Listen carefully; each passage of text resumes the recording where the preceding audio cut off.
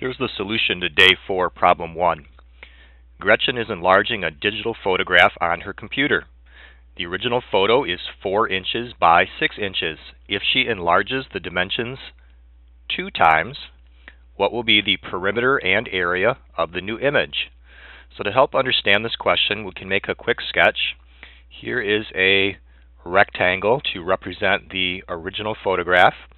It is 4 inches wide and 6 inches high. And she's going to transform this using the computer to create a larger photograph. So here is a larger rectangle. And what we're told is that she enlarges the dimensions 2 times. So our transformation is to multiply the original dimensions by 2. And that'll get our new width and new height. 4 times 2 is 8 inches wide, and 6 times 2 is 12 inches high. With these new dimensions, we can answer the question about perimeter and area. So let's do perimeter first. To find the perimeter of any shape involves adding up around the outside of the shape. So 8 plus 12 plus 8 plus 12. 8 plus 12 is 20. This 8 and 12 is also 20. And so 20 and 20 is 40 inches. And now area. To find the amount of space that's inside any rectangle, we can multiply length times width. So 12 times 8. And that is 96 square inches. Day 4, Problem 2. Simplify each expression. And there's a adding with negative numbers, a subtraction question that involves a negative number, and then here are some math problems involving fractions. So question A, -7 plus -5.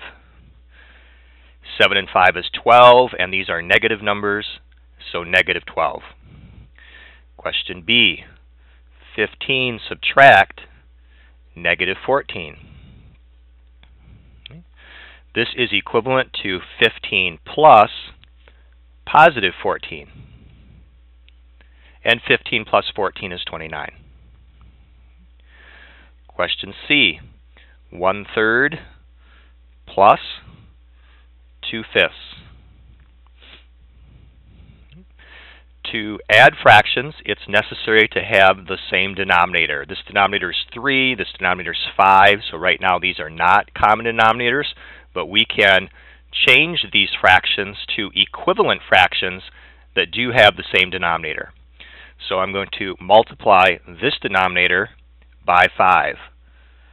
And to maintain equality in the numerator and denominator, multiply that by 5.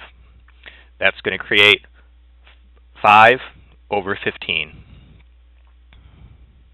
And so what I'm saying is that 5/15 is equivalent to 1/3. Now let's change the fraction 2/5. Multiply this denominator by 3 and its numerator by 3. That creates 6/15. And now that these fractions have the same denominator, we can add these pieces together. 5/15 plus 6/15 is 11/15. Question D. What is 1/3 times, or 1/3 of, 21/5? Well, to multiply these together, multiply the numerators and multiply the denominators. When multiplying fractions, it's not necessary to have similar denominators. That's a rule that applies for adding fraction problems, not for multiplying problems. So 1 times 21 is 21, and 3 times 5 is 15, so 21 over 15. Now, part of simplifying any problem is also to reduce the numerator and denominator as much as possible, and there is a number that will divide into 21 and into 15. That number is 3. So these can both be divided by 3 to reduce the size of these two numbers. 21 divided by 3 is 7, and 15 divided by 3 is 5. And so 7/5 is the simplified answer to the original multiplication problem.